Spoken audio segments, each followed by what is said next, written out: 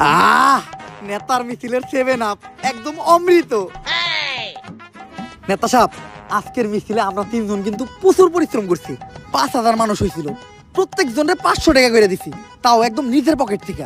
ভাই এমন কাম কইরা দিছে, এখন খালি সবার মুখে মুখে আপনারটা। আমারটা মানে? আরে নেতা সাহেব, আপনারটা মানে আপনার নাম, সবার মুহে মুহে আপনার নাম। ও এইটা ক। নেতা সাহেব, আপনার জুতায় তো ময়লা পড়ছে, জিবলা দিয়ে সাইডটা সাফ করে দিমু। আরে না, নির্বাচন চলতেছে, বুট চাইতে হইব। এখন সাইটা সুইটা জিবলাই গাও বানান যাইব না। নির্বাচনটা শেষ হইতে দে, তখন আর অনেক কিছু চাটামু। নেতা সাহেব, আপনি যা কইবেন তাই হইব।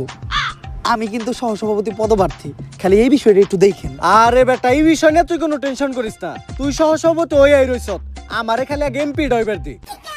ঠিক আছে ভাই, আমরা তাইলে আপনার নামে ভোট চাইতে যাই।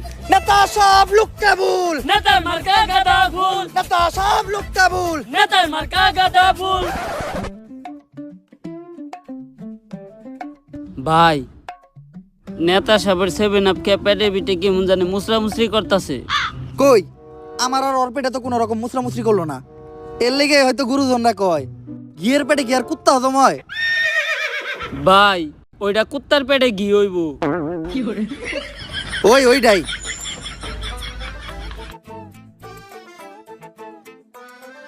ওই খারা খারা, একে তো হেলমেট নাই, তারপর আবার গাড়ির মধ্যে 3জন বইছস। ওই নাম ওগরে, ওখানে মামলা হইব। ওই নাম। এই তুই কার গায়ে হাত দিছস? জানোস ভাই কার লোক? এই থাক, আমার নেতা, আমার প্রিয় অভিভাবক, আমার দ্বিতীয় আব্বার পরিচয় দেওয়ার কোনো দরকার নাই। এই জায়গায় আমার নিজের পরিচয় যথেষ্ট। এরা আমার রাজনৈতিক পরিচয় শুনলে নগদে প্যান্টে বইতা প্যান্ট নষ্ট করে লাইব। তোর পরিচয়টাই দে, প্যানটা একটু নষ্ট করি। আমি এই ইউনিয়নের সহসভাপতি পদপ্রার্থী।